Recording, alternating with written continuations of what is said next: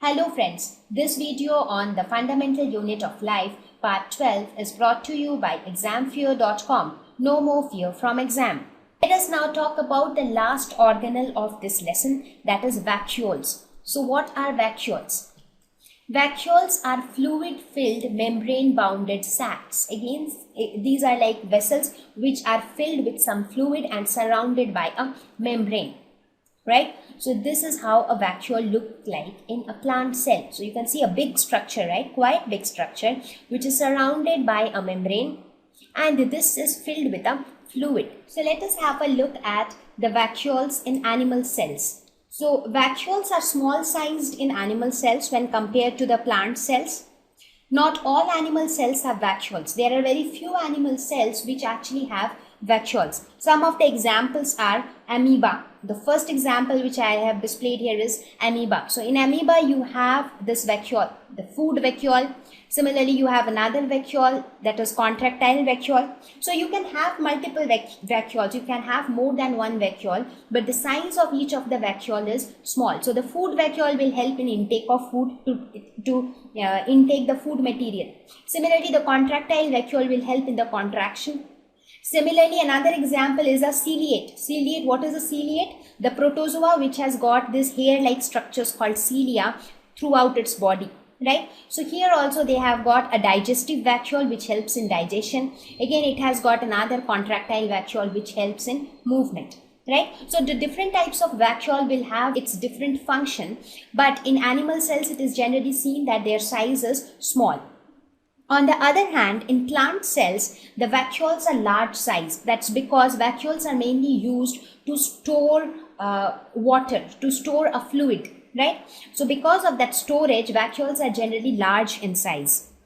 And the membrane covering the vacuole is known as tonoplast. So here you can see how big a vacuole is. So this is the vacuole. So this blue colored structure is the vacuole, and the light blue colored covering or the membrane of the vacuole is known as tonoplast, right? Okay.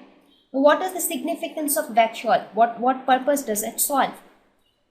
In plant cells, it contains cell sap and therefore provides rigidity to the cell. So it makes the plant cell quite rigid. So you can see that there are several things which provides rigidity to the plant cell. For example, you have the cell wall, which is again an additional feature of plant cell, and that also provides rigidity to the plant cell.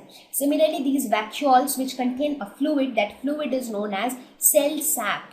So because of the presence of this fluid, it provides rigidity to the plant cell.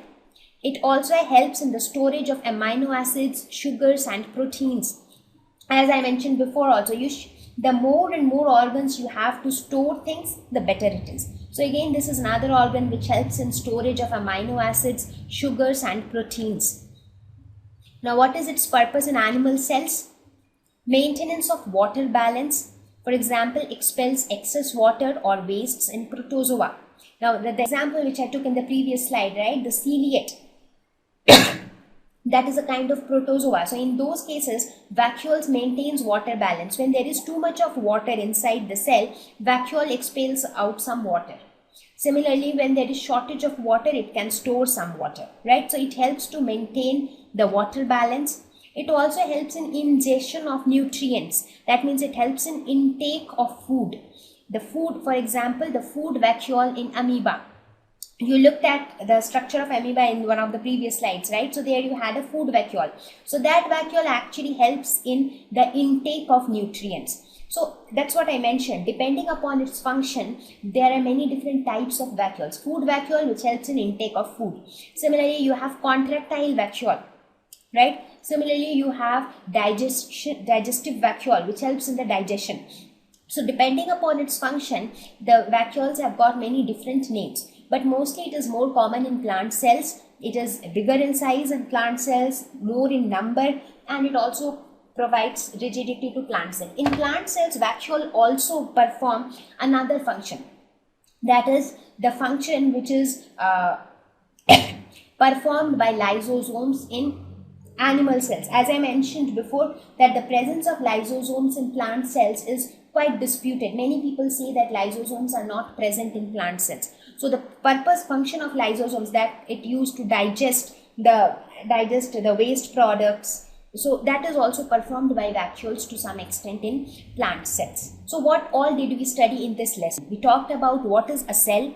We talked about the cell theory. We talked about the basic structure of the cell, that is, we talked about the nucleus, plasma membrane, cell wall and cytoplasm. Thereafter, we spoke about the important cell organelles. So for now, it is important that you understand each of them. You just know where each of them are present. You know their basic function and basic structure.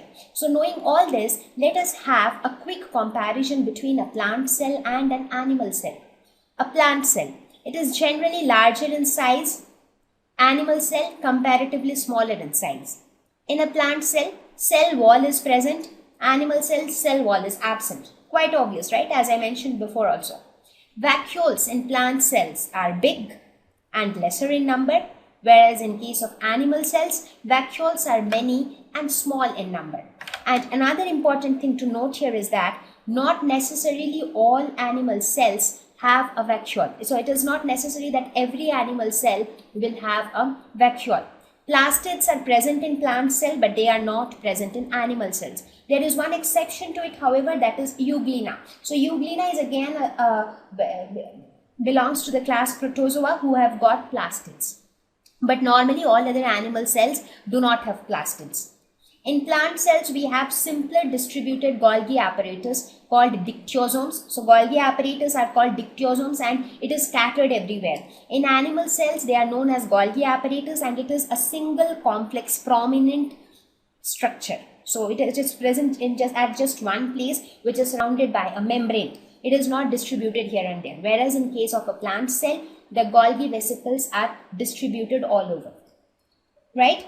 So with this, I will end up this lesson, and I would also advise you to go through the PPT properly, understand things, because as far as biology is concerned, there is not much numericals to solve, but there is more of understanding and there are certain terms which you need to remember.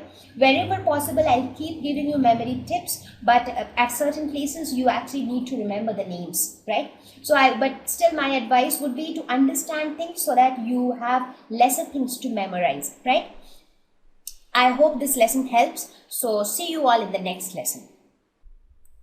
Thank you.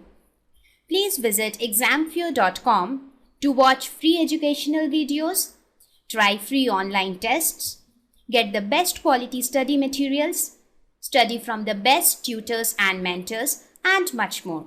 Thank you once again.